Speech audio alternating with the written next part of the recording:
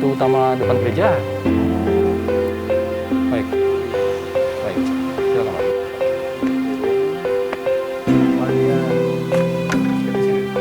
Mengecilkan diri. Mengecilkan diri ya.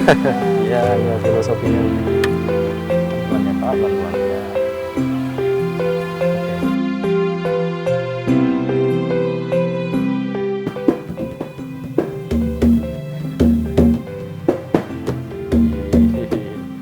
Iya, baik. Nah, saudara, kita lanjutkan sapa redaksi on location. Nah, sekarang kita berada di dalam wantilan gereja, Pak Ngurah ya?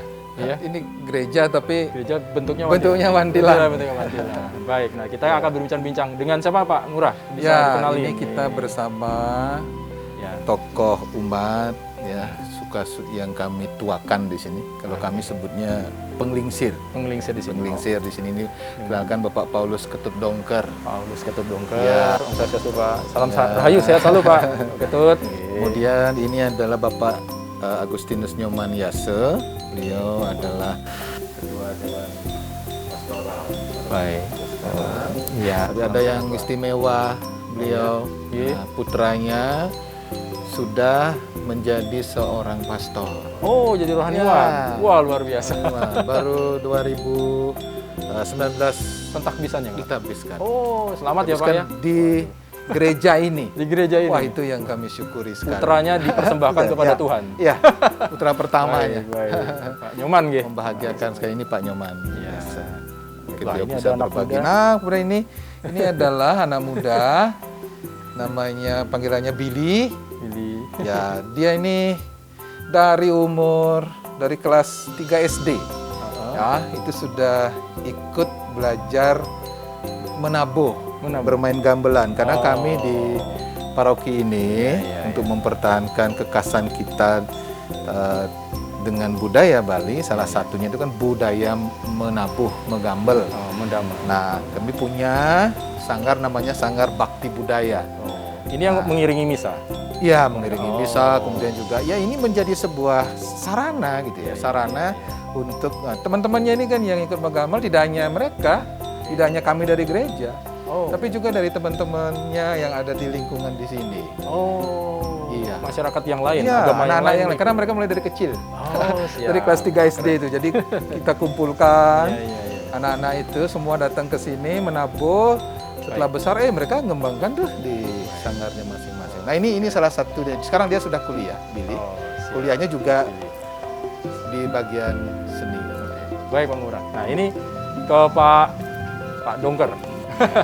Pak, ini kan sebagai sesepuh ya, penglingsir di sini tentunya asam garam perkembangan dari awal gereja sangat sudah punya pengalaman. Nah, mungkin bisa sedikit share berbagi, Pak, bagaimana gereja Tuke ini bersosialisasi, mungkin berhubungan masyarakat dengan lingkungan. Kan kita tahu ini lingkungan juga ada agama Hindu, ada agama Muslim, Kristen, Protestan di daerah sini mungkin ya dengan penduduk asli di sini. Selama ini apa yang terjalin sih, Pak Dongker? Seperti apa sih, Pak? Toleransi yang terjadi? Nah, kami di sini ini hampir semua keluarga ya. Tidak ada yang lain. Apakah keluarga itu agama Katolik ataukah beragama Hindu, sama saja ya. Nah, karena itu kalau ada pekerjaan tertentu yang berkaitan dengan adat, misalnya pengantenan ya, perkawinan ya. Ada istilah di sini, kalau yang laki-laki orang sini, biasanya kita ke tempat yang perempuan itu membawa jajo atau menjauhan. Ya, semua keluarga ikut, tidak pandang bulu apakah dia Katolik atau Hindu, menjadi satu. Ya. Biasanya di peralatan itu ada namanya juru raos ya, tukang bicara sesuai dengan adat-adat lain kan juga ada ya di Bali, khusus juga ada ya. Nah, mereka memilih siapa saja yang bisa mewakili keluarga ya silakan. Biasanya saya di keluarga kadang-kadang ditunjuk sebagai Perwakilan dari keluarga bersama dengan lurah juga gitu ya. Nah, kalau hari raya seperti Natal atau Paskah, biasanya kami seperti di Bali ada perayaan Galungan atau Kuningan, pasti membuat penjor namanya. Yang penjor kayu bambu yang melengkung itu dihias. Kita biasa buat penjor gitu ya. Buat penjor tanpa kecuali gitu ya. Jadi kalau ada penjor ditukar tuh, oh ini adalah hari raya Galungan mungkin. Oh ini sekarang Natal. Oh ini Paskah. Ya. Gitu. Jadi ada ciri khas.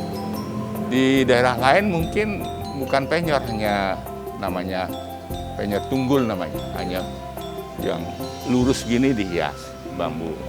Kalau sini yang sampai yang melengkung. Ya, melengkung. Tapi kalau ini misalnya hari raya saling menjaga. Kalau tempat lain kan kadang-kadang Pak ada dari umat lain, entah pemudanya, entah organisasi apanya, ikut membantu umat beribadah, umat yang bukan merayakan beribadah, ya, menjaga gitu. Biasanya itu itu gitu. ya anak-anak muda itu yang ikut menjaga.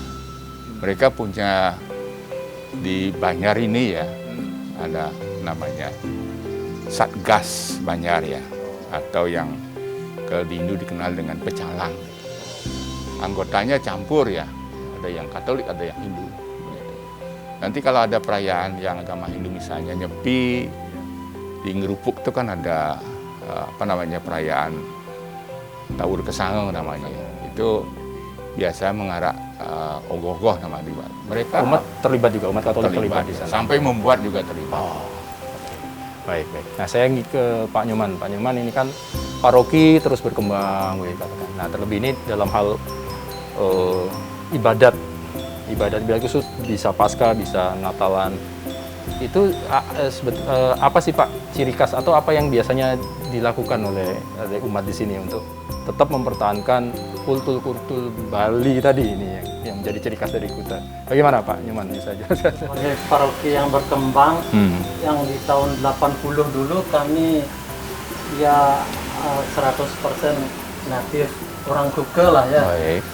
Namun sekarang sudah berkembang sedemikian sampai 2000 lebih umatnya, Baik. sehingga kami harus bagi dalam 11 lingkungan Pak. Oh, sudah ada 11 lingkungan. 11 lingkungan, Baik. itu sendiri ada 4, lalu Petrus Paulus, Fatima, Maria Ratu, Antonius, dan di Asungta Buduk. Jadi Iya. tugas di gereja pun kami bagi-bagi. Karena di masa pandemi ini kami tidak bisa misa bersamaan dalam satu kali misa. Kami bagi dalam 4 kali misa kalau hari Minggu. Hari Sabtu Baik. sore, lalu hari Minggu 3 kali. Disesuaikan dengan lingkungan ya. Sesuai. Satu lingkungan ini, jam kedua lingkungan ini gitu. Oh, Lalu baik. mengenai ciri khas yang ada di paroki kami, yaitu berpakaian adat Bali setiap hari raya Paskah maupun Natal itu kami selalu himbau, dan menghias gereja juga, entah itu memasang penjor atau sabuk adegan, reader itu ciri khas Balinya kami tetap pakai. Seperti Pak lihat ada Iya, gedung juga kami pasang. Iya, Lalu iya. umat juga mempersembahkan gebogan. Oh, bukan. Itu Buah-buah itu? buah-buah yang diatur Oh, itu baik. Ditempatkan di samping altar. Baik. Lalu Natal nanti kami juga membuat kandang Natal dan pohon Natal. Baik. Berciri khas Bali. Ya, itu dengan ciri khas Bali. Ciri khas juga. Bali. Baik. Wah, jadi memang ini sudah berkembang, umat sudah mencapai hampir 2000, dan ini Dewan Paroki sudah memikirkan ya Pak, terutama ada pembatasan sekarang ini juga yang ibadah tetap jalan, online dan offline tadi kalau nggak salah ya. Tetap di rumah, streaming juga karena terbatas di sini ya, itu difasilitasi ya, jadi umat bisa beribadah lewat streaming di rumah masing-masing. Baik, saya sedikit mungkin, ini kan ada anak muda nih, Ya, Bibili ya. Bibili, apa harapan Anda sebagai anak muda Katolik yang ada di Tuke ini?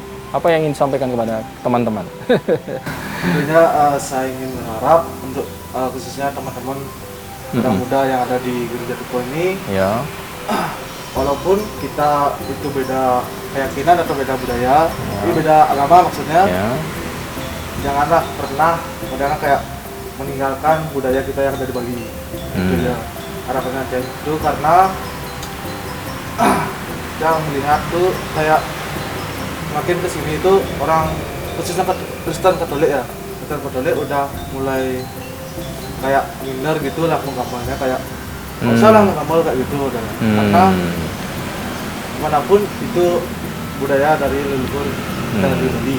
Itu aja harapannya semua. Baik. Jadi anak muda tetap mempertahankan akar budaya dan itu untuk mengembangkan imannya tentunya gitu ya. Iya, jadi baik. Baik, terima kasih Pak Dongker, Pak Nyoman, Pak Ketut, Mas Billy ya. Ya. Nanti Pak Ngurah kita kayaknya ada Romo nih. Kita nanti akan Ya. ngobrol dengan Romo. Ya, Romo paroki dengan ya. Romo paroki. Iya, kita Ya. lebih tahu bagaimana ke depan paroki ini akan berjalan. Ya. Sekali lagi, matur susma, terima kasih Bapak-Bapak, Bapak sekalian. Ya, mudah-mudahan salam sehat selalu, Tuhan memberkati. Ya. Baik saudara, jangan kemana-mana, nanti saya bersama dengan Pak Ngurah nanti akan menjumpai Romo Paroki, Romo Martin. Untuk itu jangan kemana-mana, tetap di Sapa Redaksi on podcast.